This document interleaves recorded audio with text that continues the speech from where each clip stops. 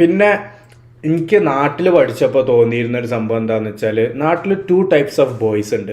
ഒന്ന് പഠിച്ചു വരുന്ന ബോയ്സ്, ഒന്ന് തീരെ പഠിക്കാതെ വരുന്ന ബോയ്സ്. ഇതിൻ്റെ ഒരു മിഡിലില്ലായിരുന്നു. അപ്പം സൗദിയിലൊക്കെ ആയ ടൈമിൽ ഞാൻ കോപ്പിയടി ഒന്നും തീരെ ഇല്ലായിരുന്നു.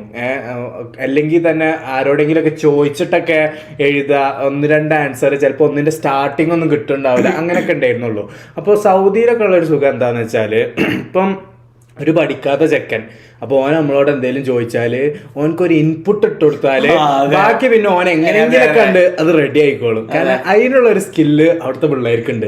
നാട്ടിലൊരു പ്രശ്നം എന്താന്ന് വെച്ചാല്, നമ്മൾ ഇവർക്ക് സ്പൂൺ ഫീഡ് ചെയ്ത് കൊടുക്കണം. അതായത് ഇവർക്ക് ഞാൻ പറഞ്ഞില്ലേ, ഒന്നെങ്കിൽ പഠിക്കണവർ അല്ലെ തീരെ പഠിക്കാത്തവരായിരിക്കും. അപ്പൊ ഇവർക്ക് ഇങ്ങനെ വേർഡ് ടു വേർഡ് ഇങ്ങനെ പറഞ്ഞു കൊടുത്താല്, അതായത് ഒരു കൺസെപ്റ്റ് പറഞ്ഞു കൊടുത്താലും ഇവർക്ക് ഒറ്റക്ക് എഴുതാനുള്ള ഇതുണ്ടാവില്ല. എന്നിട്ട് ഇവർക്ക് ഈ പേപ്പറൊക്കെ കൊടുക്കണം. അപ്പൊ അത് കുറച്ച് എനിക്ക് അനോയിങ് ആയിട്ട് തോന്നിയിരുന്നു. നാട്ടില് 8ാം ക്ലാസ് വരെയാണ് കോപ്പിയടി വരുമ്പോൾ ഞാൻ ഉദ്ദേശിക്കുന്നത് എന്താണെന്ന് വെച്ചാൽ ചോദിച്ചെഴുതാന്നാണ്, അല്ലാതെ പേപ്പർ ഇതൊന്നല്ല. ഞാൻ 8ാം ക്ലാസ് വരെയൊക്കെ ഇപ്പൊ എക്സാമിന് 30 ക്വസ്റ്റ്യൻസ് പണ്ടേ പൊതുവെ എപ്പോഴും ഉണ്ടാവില്ലേ, 30 ആ ഒരു നമ്പർ. അപ്പൊ ഇതിൽ ഒരു 27 എനിക്ക് പെർഫെക്റ്റ് ആയിട്ട് അറിയുണ്ടാവും. ഒരു 3 എനിക്ക് ഡൗട്ടോ അല്ലെങ്കിൽ ഒരു ഇതേ നീ പറഞ്ഞ പോലെ തന്നെ ഒരു ഇൻപുട്ടിന്റെ കുറവുള്ളത്.